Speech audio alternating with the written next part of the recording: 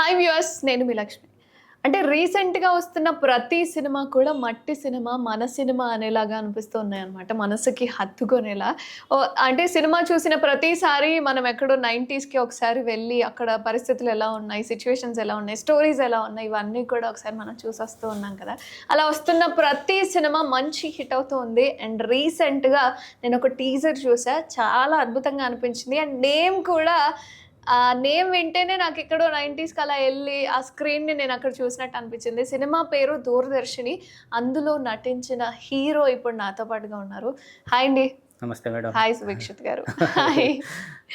Yeah! ఎలా ఏంటండి 'దూరదర్శిని' ఇద్దరిని కలిపింది అని ఆ ట్యాగ్‌లోనే సినిమా సినిమా హైలైట్ చేస్తున్నారు. ఇంట్రెస్టింగ్‌గా ఉంటది. అవునండి. అంటే ఏంటి ఆ సినిమా ఇంట్రెస్ట్ ఫస్ట్? దూరదర్శిని దగ్గర ఇప్పుడు ఊరంతటికి కలిపి ఒకే టీవీ ఉండేది కదా మేడం. హ్మ్. అక్కడ ఊరంతటికి కలిపి ఒకే టీవీ ఉండేది. ఈ హీరో, హీరోయిన్‌లు ఇద్దరు ఎళ్లి అక్కడ కలుసుకునేవాళ్ళు. ఇప్పుడు ఓకే. ఏంటంటే ఊర్లో 90స్ లో ఎలా ఉండేదంటే అమ్మాయి, అబ్బాయి ఎక్కడైనా చూసుకుంటున్నారనుకోండి, అరే వీళ్ళేదో ఉందని చెప్పేసి పుకార్లొచ్చేసేటివి కదా! అలా హ్మ్. హ్మ్. కానీ అలా రాకూడదు. బట్ ఈళ్ళు రోజు కలుసుకోవాలి. టీవీ. ఎక్కడ కలుసుకోవాలి? సాయంత్రం అఫీషియల్ పర్మిషన్ ఉండేది. ఓకే. ఇళ్ళలో టీవీ దగ్గరికి పోతామంటే పంపించేసేవాళ్ళు. ఓకే. సో, అక్కడ వీళ్ళిద్దరూ వచ్చి కూర్చుండేవాళ్ళు. హ్మ్. ఇప్పుడు బయట ఎక్కడ కలుసుకుంటున్నాం? ఎక్కడికి పోయావు? ఏం పోయావు? అని అంటే అరిసేవాళ్ళు, కొట్టేవాళ్ళు. ఇక్కడ అనుకోండి ఎక్కడికెళ్ళామంటే టీవీ దగ్గరికి. ఆ! ఓకే. అనేసి అంటారు. కానీ రోజు ఇక్కడికెళ్ళి కలుసుకునేవాళ్ళు. ఓకే. అక్కడ మొదలైన ప్రేమ ఆ దూరదర్శిని ఎలా వీళ్ళిద్దరిని కలిపింది. ఈ మధ్య ఫైనల్‌గా టీవీకి సంబంధించిన రీసెంట్‌గా TV 'Thimmarajupalli' Thimmarajupalli TV cinema. ఆ! వచ్చింది. అవునండి. అవును. సో అది వేరే కాన్సెప్ట్ అది. ఓకే. అది టీవీ ఉంది. ఆ టీవీని దొంగలిస్తారనేది కాన్సెప్ట్‌లో అదెళ్ళింది. ఇది టీవీ వీళ్ళిద్దరిని ఎలా కలుపుతదనే కాన్సెప్ట్. నేను స్క్రీన్ మీద చూసిన అక్కడ క్యారెక్టర్, ఇక్కడ క్యారెక్టర్ నాకు చాలా డిఫరెంట్ అనిపించింది. నాకు ఎంత చిన్న పిల్లాడిలా ఉన్నారు అన్న ఆహ్, థాట్ వచ్చింది. ఇక్కడ కూడా సేమ్ అలాగే మెయింటైన్ చేస్తూ ఉన్నారు. ఏంటి సార్ సీక్రెట్ ఏంటి? ఏం లేదు మేడం. సీక్రెట్ ఏమీ లేదు. ఆ! మామూలుగానే ఉన్నాను. అలాగే ఓకే. అంటే యాక్టింగ్ ఇంట్రెస్ట్ అనే థాట్‌తోనే వచ్చారా? లేదా స్క్రిప్ట్‌కి నేను సెట్ అవుతాను అన్న థాట్‌తో స్క్రిప్ట్‌కి నేను సెట్ అవుతాను అని థాట్‌తో ఈ సినిమా చేయగలిగాను నేను. మా హ్మ్. డైరెక్టర్ గారు నన్ను ఈ సినిమా పిక్ పిక్ చేసుకున్నారు. చేసుకున్నారు. చేయగలుగుతాడు. కరెక్ట్‌గా సెట్ అయిపోతాడు. ఓకే. ఎందుకంటే ఆ విలేజ్ బాయ్ లాగానే ఉంటాడు అని. లుక్ టెస్ట్ ఏమైనా చేసారా? చేశారు. లుక్ టెస్ట్ చేశారు. పర్ఫెక్ట్‌గా సెట్ అయిపోతారు అనే ఆలోచనతోనే ఫిక్స్ చేశారు. అంటే ఇండస్ట్రీలో ఒకళ్ళిద్దరు తెలిస్తేనే కొంతవరకు సరే సినిమా చేసేద్దాం, సక్సెస్ అయిపోదాం అన్న థాట్‌లో ఉంటారు. లేదా మేడం. హెల్ప్ చేస్తారు. మేడం. డైరెక్ట్‌గా ఇప్పుడు ఇండస్ట్రీని 4 భుజాల మీద నడిపిస్తున్నారు అంటే, ఓ భుజమైన సుకుమార్ గారి పరిచయస్తులు, అభిమాని, వీరాభిమాని ఆయన, వీరాభిమానిని. ఆయన మీరు మీ ఇద్దరి మధ్య బంధం గురించి. బంధం అంటే మేడం ఒకటి ఆయన దేవుడు, నేను భక్తుడు అనుకోవాలి ఫస్ట్ ఇది చెప్పడం. ఆయన దేవుడు, నేను భక్తుడు. భక్తుడికి అనంటే వరం ఇచ్చిన భక్తుడు. భక్తుడికి అంటే గుడికెళ్ళేసి మామూలుగా ఏంటంటే దేవుడితో మాట్లాడే భక్తుడిని నేను. రాముడు, హనుమంతుడు లెక్క. రాముని, హనుమంతుడి లెక్కన అంతే. ఓకే. సపోర్ట్ ఫుల్ సపోర్ట్ మనకి ఈ సినిమాకి గానీ, మనకు గానీ సపోర్ట్ ఉంటుంది. అంటే సాంగ్ రిలీజ్ చేయడం చేశారు. కానీ సాంగ్ రిలీజ్ చేశారు. ఆ కాంప్లిమెంట్ ఏంటండి మీ లుక్ చూసిన తర్వాత? అంటే అప్పటి వరకు నా సువిక్షిత్ వేరు. అహా! సో ఆయన్ని అప్పటి చూడడం. వరకు అప్పటి వరకు సాయి చూసారు. ఓకే. దాని తర్వాత సువీక్షిత్‌ని చూసాడు. ఆ సువీక్షిత్ కూడా సార్ పెట్టిన పేరే అది. ఓకే. సుకుమార్ గారు పెట్టిన పేరే సువీక్షిత్. సువిక్షిత్. అంటే సుకుమారా? సు ఎట్లా చెప్పగలిగారండి మీరు? అంటే సుకుమార్, వీక్షిత్ అంటే నా పేరు. సార్. ఓకే. వీక్షిత్ మీ పేరు. వీక్షిత్ మా పేరు. సుకుమార్ అనేది నేను సువీక్షిత్. నేను బ్రిలియంట్ ఇక్కడ.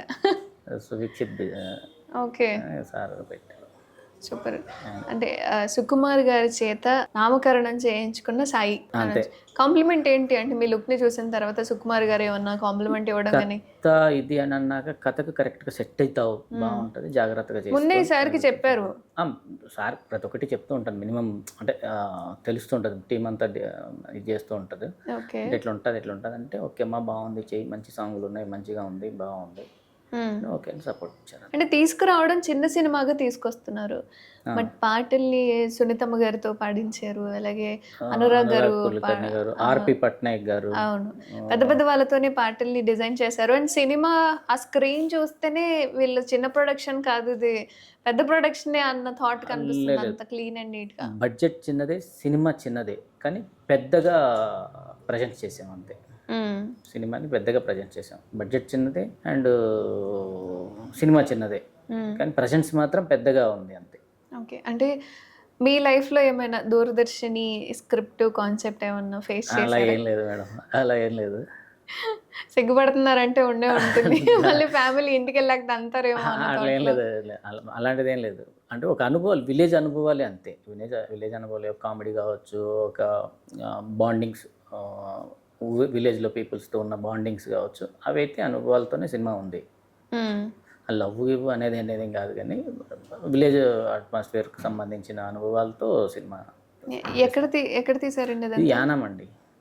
యానం. యానం. అంటే నార్మల్‌గా స్క్రీన్ మీద మనం చూసే ప్రతీది 90s అంటే ఇప్పుడు మొత్తం అంతా కాలం మారిపోయింది. అవునండి. అప్పుడున్న థింగ్స్ కానీ, అప్పుడున్న ఏరియాస్ కానీ చాలా తక్కువగా ఉంటాయి. మరి ఎలా మెయింటైన్ చేశారంతా? మెయింటెనెన్స్ అంటే ఏవి కావాలో ముందే మేము ప్రిపేర్ చేసుకున్నాం మేడం. సెట్స్‌కి ఈ వెళ్ళి హీరో హౌస్ ఎలా ఓకే. కావాలో, హీరోయిన్ హౌస్ ఎలా కావాలో, ఈ క్యారెక్టర్లకి ఇక్కడ ఎవరు ఎక్కడ ఉండాలి, మొత్తం చూసుకొని అన్నీ ప్రాపర్గా పట్టుకొని అక్కడికి తీసుకెళ్ళి అక్కడ సెలెక్షన్ చేసుకొని ఓకే చేసుకొని వెళ్ళాక అప్పుడు అక్కడికి వెళ్ళి పర్ఫెక్ట్గా చేసుకున్నాం. ఎన్ని డేస్ జరిగిందండి 60 షూట్? డేస్ జరిగింది మేడం షూట్. 60 డేస్. 60 మొత్తం డేస్ ఊర్లోనే ఉన్నారు. ఊర్లోనే ఉన్నాం. అంటే లాంగ్వేజ్ కానీ, అక్కడ వాతావరణం కానీ చాలా డిఫరెంట్‌గా ఉండుంటుంది. Super madam. అసలు ఎక్స్‌పీరియన్స్ వచ్చే ఏంటి? రోజైతే ఇంకా ఏడ్చుకున్నారు మా టీము అంతా, వదిలి రావాలంటే. ఆ ఊరోళ్ళు వదలలేదు, ఒకే ఊర్లో ఉండేవాళ్ళం మేము. ఓకే.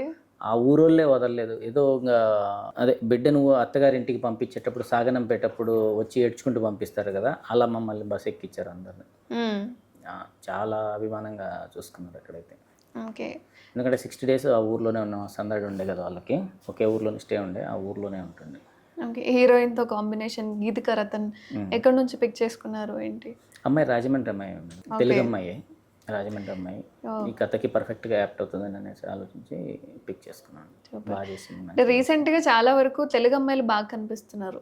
ఇప్పుడు 'తిమ్మరాజపల్లి'లో కూడా చిన్న బడ్జెట్ సినిమాలకి అండ్ ఇలాంటి మట్టి సినిమాలకి తెలుగు అమ్మాయిలే కరెక్ట్. ఎందుకంటే వాళ్ళ అనుభవాలు, వాళ్ళు ఉన్న ఊరు, ఆ వాతావరణం ఏంటనేది తెలుస్తది. ఇప్పుడు మీరు బాంబే అమ్మాయినో లేకపోతే చెన్నై అమ్మాయినో తీసుకొస్తే వాళ్ళకు తెలీదు కదండీ ఇక్కడ అవును. ఏంటి అనేది. అందువల్లనే తెలుగు అమ్మాయిలని పిక్ చేసుకుంటున్నారు.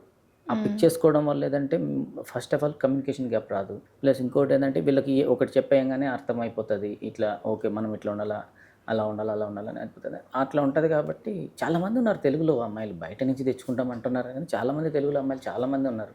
ప్రశాంతంగా ఇక్కడ వాళ్ళతోనే చేసుకోవచ్చు. బడ్జెట్ తగ్గిద్ది, హ్మ్. ఖర్చులు తగ్గిద్ది, కమ్యూనికేషన్ ప్రాబ్లమ్ ఉండదు మనకి.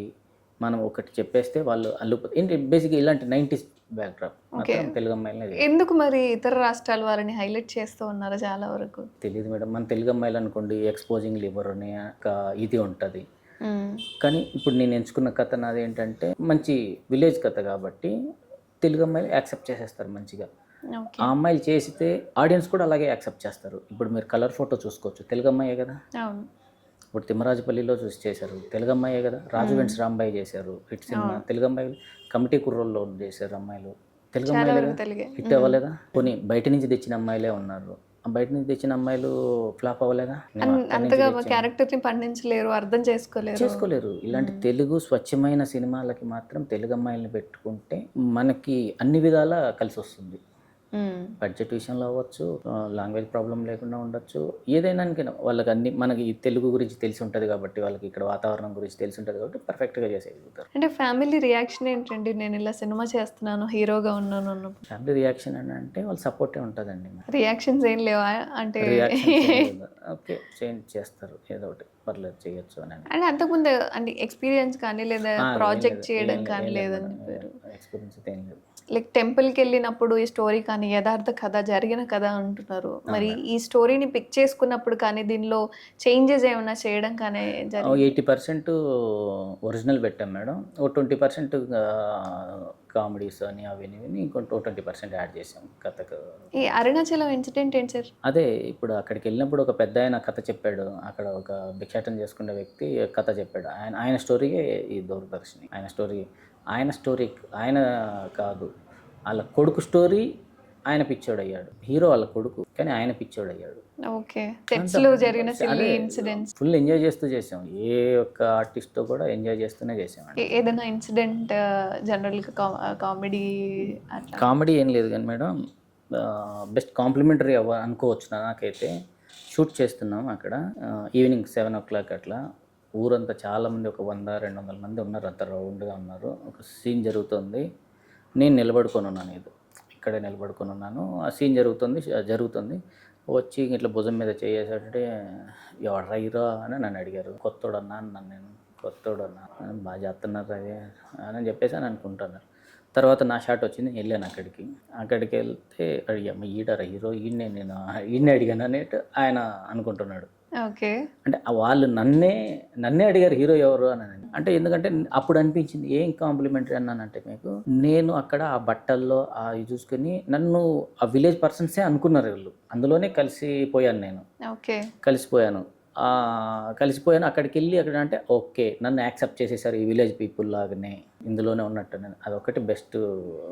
ఇంకా ఆ రోజు సెట్ అంతా ఫుల్ నవ్వుకున్నారు. ఇంకా అదొకటైతే మంచి, అక్కడి నుంచే ఓకే యాక్సెప్ట్ అవుతాను ఈ క్యారెక్టర్. అంటే మీకు తెలిసే ఉంటుంది నార్మల్గా హీరో పర్సనాలిటీ అంటే ఇలా ఉండాలి, లేదా లైక్ వాళ్ళ క్వాలిటీస్ కానీ ఇలా ఉండాలి అని. రీసెంట్గా ఒక విలేకరు అడిగిన ప్రశ్నకి సమాధానం లైక్ ప్రదీప్ని అన్నారు, మీరు హీరో మెటీరియల్ కాదు అని చెప్పడం. సో అంటే హీరో మెటీరియల్ అంటే ఏంటి ఆ సినిమాకి క్యారెక్టర్ మేడం? పరంగా? ఒక సినిమా తీయాలి అని అంటే హీరో మెటీరియల్ ఉండాల్సిన అవసరం లేదు. కథ హీరో అయ్యి ఉండాలి. కథ హీరో అయ్యి ఉన్నప్పుడు అందులో చేసే ప్రతి ఒక్క క్యారెక్టర్ హీరో అవుతారు. హీరోయిజం చూపించుకొని హీరోతో సినిమా ఆడింది అని అంటే అది వేరే. కథతో సినిమా ఆడింది అని అంటే అప్పుడు ఆ ఒక్క హీరోనే అవుతాడు. ఎవరు హీరోతో సినిమా ఆడిందంటే హీరో ఒక్కరే అవుతారు. కథతో సినిమా ఆడింది అనుకోండి, అందులో చేసిన ప్రతి ఒక్క క్యారెక్టర్ హీరో అవుతుంది. మా సినిమా నన్ను కాదు హీరోని చేసేది, మా సినిమాలో ఉన్న ఒక 20-30 మంది ఆర్టిస్టులు ఎవరైతే ఉన్నారో వాళ్ళందరినీ హీరోలు చేసిద్ది. నన్నే హీరో చేసేసిద్ది అని నేను అనట్లేదు. అందులో చేసిన ప్రతి ఒక్క క్యారెక్టర్కి హీరో చేసిద్ది. ఇప్పుడు ఏదైనా ఉంది, ఇప్పుడు బలగం సినిమా ఒకటి ఉంది, అందులో ఎవరు హీరో? మ్యూజిక్ డైరెక్టర్ దగ్గర నుంచి ప్రతి ఒక్క క్యారెక్టరు హీరోనే. అక్కడ సింగర్ల దగ్గర నుంచి ఏంటంటే ఏ సాంగ్ పాడా, బలగంలో పాడాను కదా, బలగంలో యాక్ట్ చేశాను కదా, బలగంలో డైరెక్షన్ చేశాను కదా. అక్కడ యాక్ట్ చేసి అదే పేర్లను కంటిన్యూ చేస్తున్న వాళ్ళు ఉన్నారు చాలా మంది. బలగం వేణుగారు అంటారు. అవును. వేణుగారు కనీసం లేదంటే 20 ఏళ్ళ నుంచి ఉన్నారు ఆయన. బలగం తర్వాతనే కదా బలగం వేణు అంటున్నారు. అదే జబర్దస్త్ లో ఉండే అది జబర్దస్త్ వేణుగారు అని రావట్లేదు కదా, అవును. బలగం వేణుగారనే అంటున్నారు. ఎందుకంటే కథ ఇంపార్టెంట్. కథ నిన్ను హీరోని చేస్తుంది. దిల్ రాజు గారు కానీ వాళ్ళ వైఫ్ కానీ బలగం సినిమా చూసినప్పుడు ఇది హిట్ కాదు అనుకున్నారంట. వాళ్ళ అంచనాలకి హిట్ కాదు, అసలు దీనికి అంత అవసరమా, ఇది చిన్న కాన్సెప్ట్ కదా, ఎలా యాక్సెప్ట్ చేస్తారు అని తారుమారైపోయింది. అంటే ప్రజలు యాక్సెప్ట్ చేశారు ఆ సిచ్యువేషన్ని. అదే విలేజ్ వాళ్ళు అంటే ఒక మట్టి వాసన స్వచ్ఛమైన సినిమా చేసుకొస్తే యాక్సెప్ట్ చేస్తారనే నమ్మకంతోనే మనం ఈ సినిమా కూడా చేయడం. ఇప్పుడు నేను వేరే సినిమా చేయొచ్చు, అట్లానే కాదు, విలేజ్ని చూపించాలి. ఇంకా పోను ఇలాంటివే ఆడతాయి మేడం బాగా. మనము విలేజ్ మర్చిపోయినాం మనం. సో ఆ గుర్తు చేసుకోవడానికైనా వెళ్ళి చూసి వస్తూ ఉంటారు సినిమా పక్క. మళ్ళీ అలా వెళ్తారు. ఆ 2 గంటల సినిమా అంతా ఊర్లోనే ఉంటారు. థియేటర్లో బయటకు వచ్చాక మళ్ళీ సిటీలోకి వచ్చేసేం ఏంటి, ఊర్లో కదా మనం ఉన్నది అనే ఫీల్తో బయటకు వస్తారు. అంటే నాకు దూరదర్శని టీజర్ చూసినప్పుడు కానీ సాంగ్ విన్నప్పుడు కానీ కొంతవరకు జయన్ సినిమా లుక్స్ కనిపించాయి. ఎగ్జాక్ట్గా ఆర్పి పట్నాయక్ గారు కూడా అదే అన్నారు, మళ్ళీ జయం 2 చేస్తున్నావా అని అడిగారు. ఓకే సార్ పోనీ హిట్ సినిమాతో పోల్చారు, అలాంటిదేని అనుకోండి అని అన్న. అలాంటిదేని అనుకోండి, కానీ అది వేరు ఇది వేరు, కానీ ఆ లుక్స్ ఉన్నాయి అంత. ఆ రెఫరెన్స్ అలాగే తీసుకున్నాం కూడా. జయం అంటే ఒక ఊపిన సినిమా కదండి. అవును. అంటే నితిన్ గారి లుక్స్ కానీ లేదా హీరోయిన్ కానీ లేకపోతే క్యారెక్టర్స్ కానీ అన్ని ట్రైన్ సీన్, పరిగెట్టే సీన్ కానీ, సో కొన్ని సీన్స్ నాకు జయన్ సినిమా చూసినట్టుగా అనిపించింది. ఏ సినిమా అయినా కూడా మేడం ఏదో ఒక సీన్లో ఏదో ఒక సినిమాలో చూసినట్టే ఉంటుంది. లవ్ అంతే. లవ్ అంటే ఇన్ని రకాలుగా చెప్పొచ్చు లవ్ని. ఇప్పుడు వస్తున్న సినిమాలన్నీ కథలు కొత్తగా ఏం పుడతాయి, ఒక కథని మళ్ళీ మార్చి చూపిస్తూ ఏదైనా చూపించలేదు. ఏదైనా లవ్గా ఏం సినిమా అంటే హీరో హీరోయిన్ ఇద్దరు ఉంటారు అంతే, వాళ్ళ మధ్య లవ్ పడుతుంది. సినిమా ఎలా ఎండ్ చేస్తాం అన్నది సినిమా ఉంటుంది. చూపించే ప్రజెన్స్ బట్టించి ఉంటుంది, ప్రజెంట్ చేసేదాన్ని బట్టించి సినిమా. మధ్యలో విలన్ రావడం లేకపోతే ఏదన్నా వాళ్ళిద్దరికి గొడవలు ఏదో ఒకటి వల్ల బయటకి. అంటే ఫైనల్గా May 15th స్క్రీన్స్ మీద దూరదర్శిని టీంతో దూరదర్శిని కలిపింది మా ఇద్దరిని కాదు, దూరదర్శినితో ఏపీ తెలంగాణ ప్రజలందరినీ కలిపిద్ది. మమ్మల్ని కూడా కలుపుకుంటారు కూడా మమ్మల్ని ఈ సినిమా చూసి. సుకుమార్ గారికి చూపించే ఛాన్సెస్ ఏమైనా ఉన్నాయా అండి సినిమా? సినిమా లేదండి, బిజీగా ఉన్నారు కదా సార్. ఓకే, అంటే సినిమా రిలీజ్ అయిన తర్వాత అయిన తర్వాత చూపిస్తాం, తప్పకుండా ఫ్రీ టైం దొరికేసరికి చూపిస్తాం. చూపించాలని ఆశ ఎందుకు ఉండదండి. సినిమా నుంచి ఒక డైలాగ్ ఏదన్నా చెప్పొచ్చు కదా, పాట పాడినా పర్వాలేదు. కళ్ళతో చూసి పుట్టిన ప్రేమ అయితే కనపడలేదని చెప్పేసి మర్చిపోవచ్చురా, కానీ మాది మనసులో నుంచి పుట్టిన ప్రేమ, మేము చచ్చాక కూడా మా ప్రేమ చావదు. వావ్. అంతే కదా, కళ్ళతో చూసి పుట్టిన ప్రేమ అనుకోండి ఆ పూటకే సరిపోద్ది. మనసులోంచి పుట్టిన ప్రేమ వీళ్ళు చచ్చాక కూడా ఆ ప్రేమ నిలబడి ఉంటుంది. అది నిలబెట్టారు కూడా అని అనిపిస్తుంది నాకు. అంటే చనిపోయిన తర్వాత కూడా హ్యాపీ ఎండింగ్ ఎలా ఇచ్చారు ఏంటి అనే దానికైనా సినిమా చూడాలనిపిస్తుంది. సాంగ్లో కూడా ఉంటుంది, అది మంచి బాగా ఇదైన సాంగ్ కూడా, దాంట్లోనే ఉంటుంది డైలాగ్ కూడా. కళ్ళతో చూసి పుట్టిన ప్రేమ అయితే కనపడలేదని చెప్పేసి మర్చిపోవచ్చురా, మనసులో నుంచి పుట్టిన ప్రేమ మేము చచ్చా కూడా. ఫ్రెండ్ అడుగుతాడు అదే, ఏంట్రా నువ్వు 4 రోజుల నుంచి కనపడట్లేదు కదా, అని నిన్ను మర్చిపోయి ఉంటుందిలే అని అంటే దానికి డైలాగ్ ఇస్తాడు. అంటే సునీతమ్మని కానీ లేదా అనురాగ్ గారిని కానీ ఆర్పి గారిని కానీ వాళ్ళని పిక్ చేసుకోవడానికి కారణం ఏంటి సార్? అంటే సినిమాని జనరల్గా చిన్న బడ్జెట్ అని చెప్తున్నప్పుడు కొత్త వాళ్ళకి ఛాన్స్ ఇవ్వడం కన్నలు చేస్తూ ఉంటారు, లేదా సాంగ్స్ హైలైట్ అవుతాయి అనే. మేడం ఇక్కడ ఏంటంటే సినిమా చేస్తాం, సినిమా రిలీజ్ అయిపోద్ది, ఓటీటీలోకి వెళ్ళిపోద్ది, కానీ సాంగ్స్ అనేది ఎప్పుడు వింటూనే ఉంటారు. ఆ సాంగ్స్ ఇప్పుడు ఎన్నో సినిమాలు ఎప్పటికో ఉంటాయి, సాంగులు వింటుంటాం కానీ సినిమా చూడంగా మనం. సాంగ్స్ ద్వారా హిట్ అయిన సినిమాలు కూడా చాలా ఉన్నాయి కదా.